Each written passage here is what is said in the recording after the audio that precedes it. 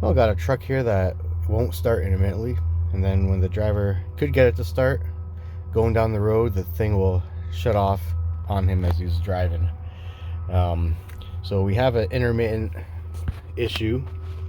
Now as it sits here, I could turn the key on and try to, this thing's a stick shift, so try to start it. Nothing. I tried to hook up to my scanner, can't hook up to it. So we're looking at an ECM issue. Thankfully this thing's acting up now. But even if we were able to hook up to it and the thing does start, there's quite a few things we could look for here. And on these international 4700s, there's some good telltale signs. Whether it's this one's a vt365, it's an older engine, but whether it's a DT, Max Force DT, or anything like that, like it's they all pretty much have the same common issues. So they are the battery box. So I'll first check this, and you notice I still have my key on, because what we should be hearing is the injector cycling. We don't, and with there being no power or no communication with my scanner, that indicates I'll say loss in power to the ECM or IDM.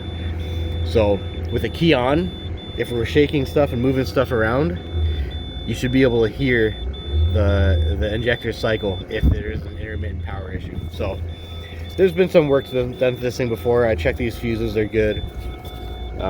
Just gonna go ahead and wiggle the connections of the battery. I don't hear anything clicking or any action happening up front there, so this looks all good. These cables here, gonna have to check under there, make sure they're rubbed through, but first, probably the best tip is just do a visual and wiggle inspection with the key on. So we're gonna go up to the front here and do the same thing.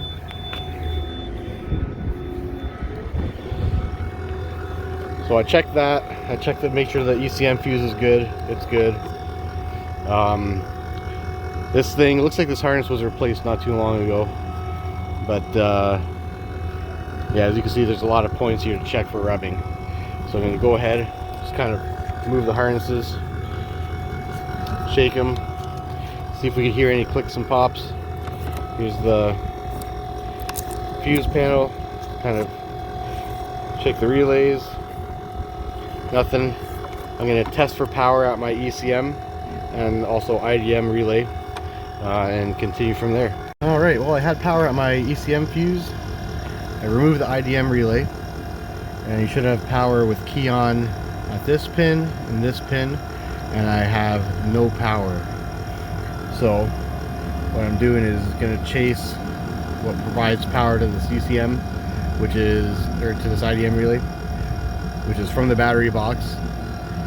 The harness comes across and over and kind of ropes through the frame. I'm going to check that harness, check for any rub throughs, any corrosion or anything like that. So what I've done is I put the IDM relay back in and the key is on, and I'm just going to be moving the harness just to see if I could hear any fluctuations, or if I could hear any of the actuators or anything sound as I'm moving the harness, in case if it is an intermittent issue. But yeah, what I found is actually right here. I move this connector and you can hear the relay, and you can hear actuators clicking and moving. So this right here, which is the main power harness, I found that burnt.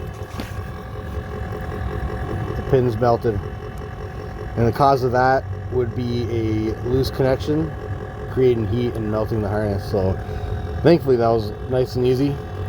I just gotta replace these connectors, probably bypass this for now if the customer doesn't want to wait for the parts to come. But yeah, this is a problem right here, intermittent, and just making sure the key's on, wiggling around and testing. That's how I found that.